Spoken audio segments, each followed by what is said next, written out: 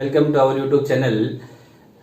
Dear friends, अपन आज mitochondria के बारे में स्टडी करेंगे, जो मुख्य रूप से 10th क्लास के बच्चों के लिए और 12th क्लास के बच्चों के लिए इम्पोर्टेंट है।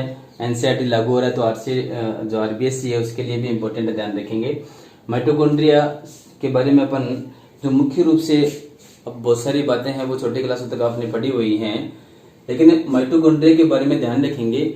इसको बोलते हैं सामान्य रूप से श्वसन स्थल, साइट ऑफ रेस्पिरेशन, यानी कि श्वसन का जो मुख्य स्थल है वो कौन होता है? आपका माइटोकॉन्ड्रिया होता है। जबकि अपने को पता है कि लंग्स है, वो फेफड़े हैं, वो श्वसन के अंदर मुख्य रूप से योगदान देते हैं। वहां पे ध्यान रखेंगे, वहां पर होता है मुख्य रूप से गैसों का विनिमय होता है, यानी कि O2 और CO2 का जो विनिमय वहां पर होता है। जबकि उस ऑक्सीजन के द्वारा पदार्थों का जो ऑक्सीडेशन होना है वो कहाँ पे होता है? आपका माइटोकॉन्ड्रिया के अंदर होता है। इसलिए इसको श्वसन स्थल के रूप में क्वेश्चन पूछते हैं।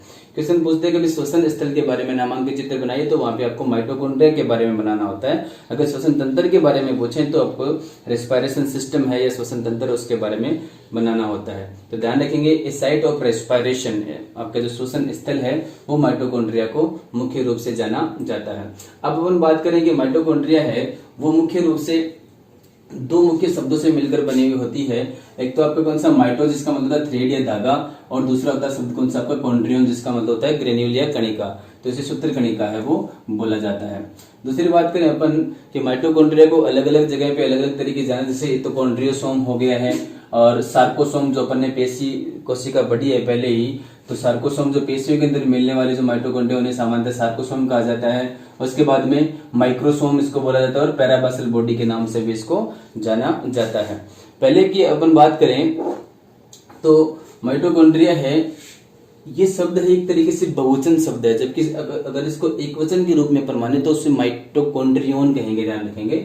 बहुत सारे माइटोकॉन्ड्रिया, उसके लिए आपको बहुवचन के रूप में माइटोकॉन्ड्रिया वर्ड है वो काम में लिया जाता है। अब अपन बात करें इसकी डिस्कवरी के बारे में, तो माइटोकॉन्ड्रिया है उसकी खोज के बारे में, और इसके जो अपन हिस्ट्री के बारे में बात करें कि कैसे कैसे वैज्ञानिकों ने कौन कौन से काम किया है। तो सबसे पहले अपन बात करें, कोलिकर नामक एक वैज्ञानिक थे जिन्होंने कीटों की रेखित पेशी के बारे में इसकी स्टडी की थी और बताया था कि वहां पर उपस्थिति सबसे अधिक ये वहीं पर पाई जाती है 1850 में। उसके बाद में एक वैज्ञानिक आए थे फ्लेमिंग ने माइटोकॉन्ड्रिया को फाइला वर्ड यूज लिया था या फाइला कहा था 1882 के अंदर। उसके बाद में वैज्ञानिक आए थे आर अल्टमान, जिन्होंने माइटोकॉन्ड्रिया को बायोप्लास्ट शब्द दिया था। काफी इंपोर्टेंट है, ध्यान रखेंगे, बायोप्लास्ट शब्द दिया था 1892 में। उसके बाद में आया था एक वैज्ञानिक सी बेंडा, जिन्होंने माइटोकॉन्ड्रिया शब्द को मुख्य रूप से माइटोकॉन्ड्रिया शब्द को काम में लिया था, जिसे इन्होंने कॉन्ड्रियोसोम भी कहा था। एफ मिविस नाम के वैज्ञानिक थे जिन्होंने प्लांट सेल के अंदर इसकी उपस्थिति के बारे में बताया था। तो इस जो 4-5 मुख्य रूप से वैज्ञानिक है, मिलान वाले क्वेश्चन पूछ लेते हैं कि बायोप्लास्ट शब्द किसने दिया था, ये मिलान वाले क्वेश्चन आते हैं। तो आप ध्यान रखेंगे ये मुख्य रूप से इन 4 वैज्ञानिकों के बारे में। अब अपन बात करें तो एक वैज्ञानिक था मिशेलिस, ध्यान रखेंगे, एक वैज्ञानिक था मिशेलिस, जिन्होंने क्या किया था, एक विशेष प्रकार के स्टेन के बारे में बताया था जिसके अंदर माइटोकॉन्ड्रिया को अभिरंजित किया जाता है, जिसके माध्यम से माइटोकॉन्ड्रिया की इलेक्ट्रॉन माइक्रोस्कोप के माध्यम से स्टडी की जाती है। मिशेलिस ने एक आपका स्टेन बताया था जिसे अपन जीनस ग्रीन बी स्टेन बोलते हैं, ध्यान रखेंगे, जीनस ग्रीन बी एक स्टेन था, जीनस ग्रीन बी। उस स्टेन के माध्यम से आपके माइक्रोस्कोप से इसकी स्टडी की जाती है, अभिरंजित किया जाता है। तो ये बहुत ही इंपॉर्टेंट क्वेश्चन है आपकी हायर स्टडीज के लिए, ध्यान रखेंगे। उसके बाद में अगर अपन बात करें इसके शेप और साइज की, तो माइटोकॉन्ड्रिया है उसकी शेप, इसका आकार है वो मोस्टली छड़नुमा या रोड लाइक स्ट्रक्चर होता है इसका। कुछ जगह पे आपका स्फेरिकल या गोलाकार भी मिलती हैं, और आपके जो ग्रेन्युलर या जो अपन बात करें ग्रेन्यूल्स के रूप में, सूत्र के कणिकाओं के रूप में भी ये आपके जो फिलामेंटियस संरचना भी इसकी मिलती है। उसके बाद में इसके अपन साइज की बात करें तो ये 1 से 4.1 माइक्रोमीटर लंबी होती है, और 0.2 से 1 माइक्रोमीटर व्यास वाली या डायमीटर वाली ये संरचना होती है। सामान्य रूप से इसको एक जूते के रूप में भी, इसके जूते के आकार के रूप में भी इसकी संरचना को बहुत जगह आपको मिलेगी, ये उसकी जैसी संरचना होती है, ये जो ओपन जूता होता है अपना उसकी जैसी। उसके बाद में अगर इसकी जो नंबर की बात करें कहाँ कितनी मिलती है, तो माइक्रोस्टेरिया जो सवाल है उसके अंदर इसकी संख्या कितनी मिलती है, सामान्यतः 1 पाई जाती है। टेक्नोसोमा उसके अंदर 1 पाई जाती है। स्पोरोजोइट है उसके अंदर जो कि एक संक्रामक अवस्थाओं के अंदर आती है आपकी जीरो, इसके वहां पर भी एक मिलती है। उसके बाद में क्यावस अमीबा है, उसके अंदर 50,000 से लेकर 5 लाख तक इनकी संख्या पाई जाती है।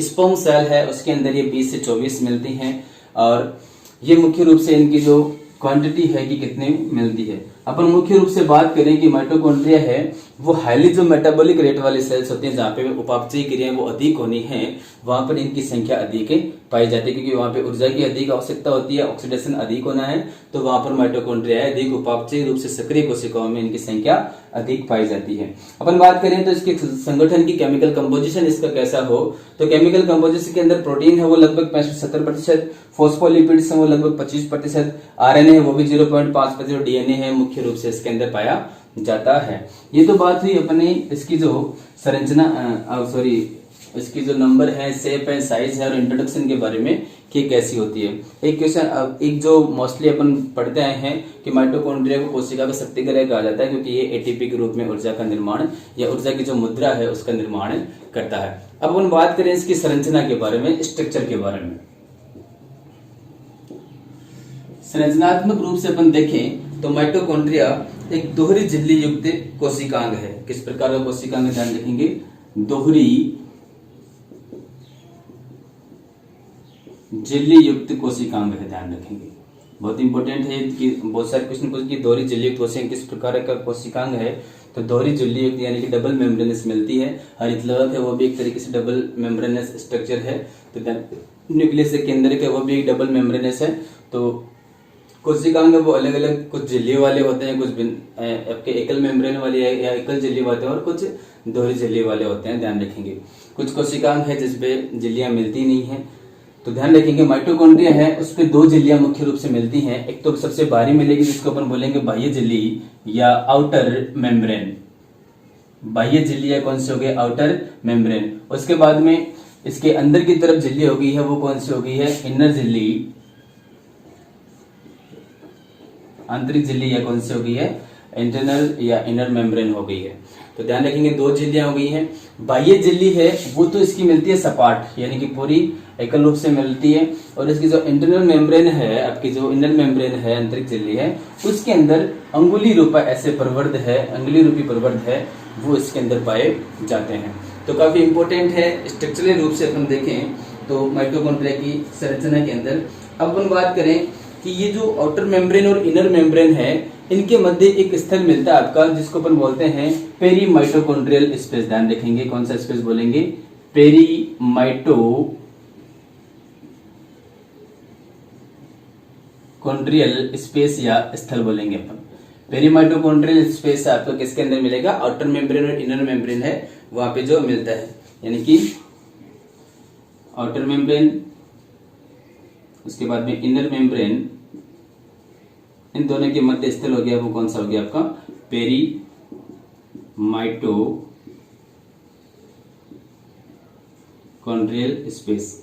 ये जो पेरी माइटोकॉन्ड्रियल स्पेस है आपका, यह मुख्य रूप से 60 से 80 एंगस्ट्रॉन तक 80 एंगस्ट्रॉन तक ये मिलता है, 60 से 100 तक मिलता है सॉरी ये, और 85 एंगस्ट्रॉन एक एवरेज जो इसकी जो अपन साइज इसका जो बोल सकते हैं अपन कि कितने का मिलता है आपका, तो 85 एंगस्ट्रॉन आपको कुछ जगह पे मिलेगा, और 60 से 100 एंगस्ट्रॉन तक के मध्य का आपका ये अवकाश होता है जो बहुत सारी क्रियाओं के लिए महत्वपूर्ण होता है। यह जो पेरी माइटोकॉन्ड्रियल स्पेस है इसके अंदर एंजाइम युक्त तरल पदार्थ हैं वो भरे रहते हैं, यानी कि जो एंजाइमेटिक पदार्थ हैं वो इसके अंदर मुख्य रूप से भरे रहते हैं। एंजाइम्स हैं बहुत सारे, इसके जो मैट्रिक्स है वहां पर भी मिलने हैं। अब हम बात करें तो इसकी जो इंटरनल मेम्ब्रेन है उस इंटरनल मेम्ब्रेन के अंदर मुख्य रूप से ध्यान रखेंगे, इसे कहेंगे अपन क्रिस्टी कहेंगे, ध्यान रखेंगे जो अंगुली रूपी संरचना है इसे कहेंगे अपन क्रिस्टी कहेंगे। क्रिस्टी है उनके ऊपर सूक्ष्म कण मिलेंगे, ये जो कण है इन्हें कहेंगे अपन F1 कण या ऑक्सीसोम कहेंगे। F1 कण या ऑक्सीसोम के रूप में इनको जाना जाता है। ये F1 कण है ये भी ऑलमोस्ट 70 से 100 एंगस्ट्रॉन के होते हैं। आपको कुछ जगह पे इनकी जो साइज है वो ऑलमोस्ट एवरेज कितने मिलेगी आपको, 85 एंगस्ट्रॉन के रूप में इनकी साइज है वो मिलती है। ये जो F1 कण है इनके अंदर एटीपीज एंजाइम है वो मुख्य रूप से मिलता है। ध्यान रखिए, एटीपीज एंजाइम या एटीपी सिंथेटेज एंजाइम है वो मुख्य रूप से पाया जाता है। ये एटीपी सिंथेटेज एंजाइम है, ये ऑक्सीकरण और फॉस्फोरिलीकरण के अंदर मुख्य रूप से सहायक होता है। ध्यान रखेंगे, ऑक्सीकरण और फॉस्फोरिलीकरण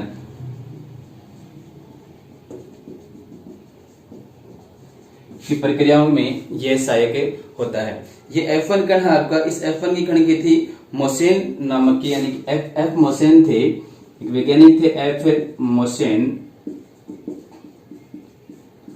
फर्नांडिस मोसेन थे, जिन्होंने की थी, इसलिए इन्हें मोसेन की कण भी कहा जाता है। मोसेन की कण भी इन F1 कणों को मुख्य रूप से कहा जाता है। तो अब अपन बात करें इसकी आंतरिक झिल्ली पर भी बहुत सारे एंजाइम हैं वो पाए जाते हैं। आंतरिक झिल्ली है उसकी भी अपन स्थलों के रूप में देखें तो आंतरिक झिल्ली के अंदर मुख्य रूप से दो साइट या दो फेस मिलते हैं। ध्यान रखेंगे, ये तो कौन सी होगी अपनी आउटर मेम्ब्रेन, और ये कौन सी होगी अपनी इनर मेम्ब्रेन। ये आउटर मेम्ब्रेन होगी, ये कौन सी होगी इनर मेम्ब्रेन। इनर मेम्ब्रेन है वहां पे अपने को दो फेज मिलती हैं, एक तो मिलती है आपकी जो सी फेज और एक मिलती है कौन सी एम फेज। ध्यान रखेंगे, इसे एक तो मिलती है कौन सी सी फेज और एक मिलेगी कौन सी आपकी एम फेज। इस लोगों को सामान्य रूप जाना जाता है इसे सी फेज के रूप में और इसे कौन से एम फेज के रूप में। M4 होता है मैट्रिक्स, इसके अंदर जो भी पदार्थ भरा हुआ उसको सम्मिलित रूप से अपन क्या कहेंगे मैट्रिक्स कहेंगे। ध्यान रखेंगे, सम्मिलित रूप से इसे मैट्रिक्स कहेंगे।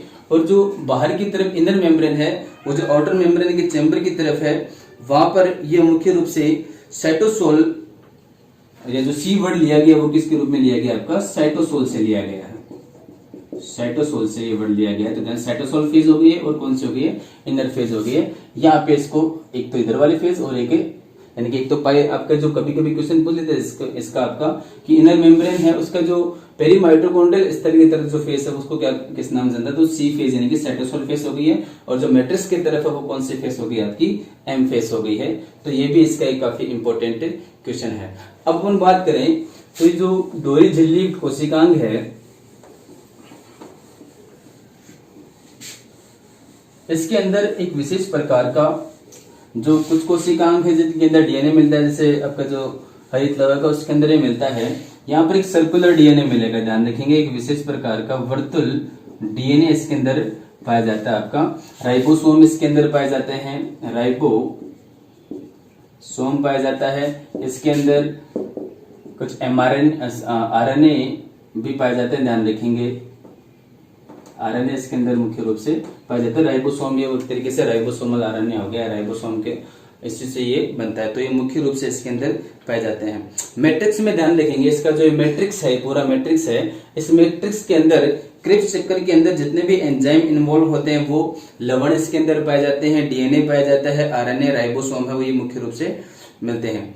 ये जो डीएनए इसके अंदर पाया जाता है, इस डीएनए की उपस्थिति की वजह से यह क्या कर पाता है आपका स्वतः जनन की क्षमता इसके अंदर पाई जाती है, जो कि कोशिका के अंदर रहकर ही पॉसिबल है।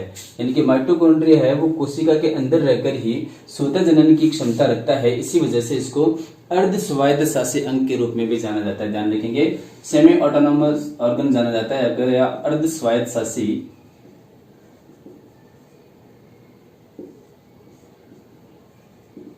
अंग के रूप में या सेमी ऑटोनोमस ऑर्गन के रूप में माइटोकॉन्ड्रिया को जाना जाता है, जो कि एक बहुत ही इंपॉर्टेंट क्वेश्चन है इसका होता है। अब अपन बात करें कि माइटोकॉन्ड्रिया है इसके बारे में, क्रिस्टी है उसके बारे में अपन लगभग बात कर चुके हैं। तो ये क्रिस्टी होती है वो टेनिस रैकेट के समान संरचनाएं होती है। ध्यान रखेंगे, एक टेनिस रैकेट है आपका, उसकी जैसी ये संरचनाएं होती हैं, जिसके अंदर एक तो होता है आपका हेड, एक होता है स्टार्क और एक होता है कौन सा बेस। अपन बात करेंगे इसकी जो F1 पार्टिकल्स है, अपन F1 कण है, और यहाँ पर जो इसकी क्रिस्टी मिल रहे हैं, क्रिस्टी पर जो F1 कण मिल रहे हैं उनकी बात करें तो ये मुख्य रूप से तीन स्ट्रक्चर के रूप में बनी होती है। तो हेड, एक स्टार, एक कौन सा आपका कौन सा हो गया है बेस हो गया है। तो जो माइटोकॉन्ड्रिया के अंदर मुख्य रूप से दो चीजें, ऑक्सीजन के जो प्रमुख दो भाग हैं अपन, तो वो यहाँ पे इस माइटोकॉन्ड्रिया के अंदर संपन्न होते हैं। एक तो होता है अपना जो क्रिप्स चक्कर है वो, और एक ईटीएस सिस्टम है। ध्यान रखेंगे, दो मुख्य रूप से एक तो कौन सा क्रेब्स चक्कर और एक कौन सा ईटीएस सिस्टम, वो इस माइटोकॉन्ड्रिया के इन दोनों संपन्न होते हैं, जहां पर ये जो संरचनाएं अपन पढ़ रहे हैं ये बहुत ही महत्वपूर्ण होती हैं। अपन बात करें माइटोकॉन्ड्रिया है, ये मुख्य रूप से अगर कार्य में इसके जो फंक्शंस की अपन बात करें तो ध्यान रखेंगे माइटोकॉन्ड्रिया के फंक्शन हैं उसके बारे में। पहला फंक्शन तो इसका कौन सा हो गया, एटीपी प्रोडक्शन, ध्यान रखेंगे, यानी कि एटीपी निर्माण का कार्य कर रहा है, ऊर्जा की मुद्रा बना रहा है, इसीलिए इसे पावर ऑफ सेल यानी कि कोशिका का शक्तिग्रह कहा जाता है।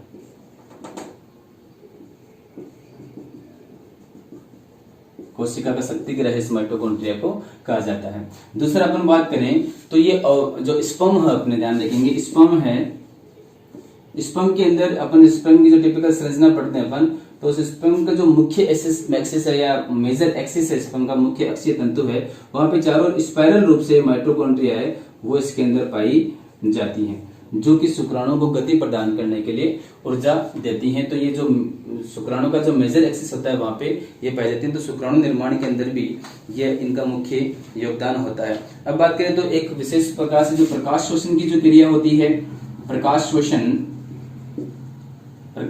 की क्रिया के अंदर क्रिया में सहायक होता है, जो दूसरे दो कोशिकाओं के द्वारा जो प्रोक्सिसोम है वहां उनके माध्यम से उनकी मिलकर संपन्न होती है। ऑक्सीफोस्फोरिलीकरण आपका जो ऑक्सीफोस्फोरिलीकरण में ये माइटोकॉन्ड्रिया सहायक होते हैं। क्रेब्स चक्कर संपन्न करने के अंदर ये मुख्य रूप से सहायक होते हैं। तो ये अलग अलग तरीके से मुख्य रूप से कार्य हो गए हैं। अपने यहाँ पे अपन ने इसके बारे में जो जितने भी स्ट्रक्चर्स पढ़ी हैं यहाँ पे इसके अंदर ध्यान रखेंगे, जो एक तो सेमी ऑटोनोमस ऑर्गन आया था, एक जो श्वसन स्थल के रूप में अपन इसके बारे में अपन स्टडी करते हैं वो आया था। तो ये ऐसे कुछ मेजर क्वेश्चंस हैं वो यहाँ पे इंपॉर्टेंट है, उनके बारे में क्वेश्चन है वो सामान्य रूप से पूछ जाता है। एक इसके अंदर जो मैट्रिक्स में कुछ ग्रेन्यूल्स मिलती हैं वो मैग्नीशियम आयनों के से रिलेटेड होती हैं, उनसे संबंध में कार्य करती हैं। तो मैग्नीशियम जैसे धात्विक आयन है उनको क्या करते हैं, ये कणिकाएं आपके जो माइटोकॉन्ड्रिया में शर्करा के बहुलकों के रूप में वहां पे भी अलग अलग तरीके से काम करते हैं। इनके अंदर जो कणिकाएं उपस्थित होते हैं मैग्नीशियम आयन है उनको भी ये अब्सॉर्ब करती हैं या उनके रूप में भी ये उनके उपापचय में भी सहायक होती हैं। तो ये अलग अलग तरीके से इसके जो मुख्य रूप से कार्य थे जिनके बारे में अपन ने आज पढ़ा है। इसके बारे में माइटोकॉन्ड्रिया से रिलेटेड इनसे ज्यादा क्वेश्चन है वो मोस्टली नहीं पूछ जाते हैं आपके सीनियर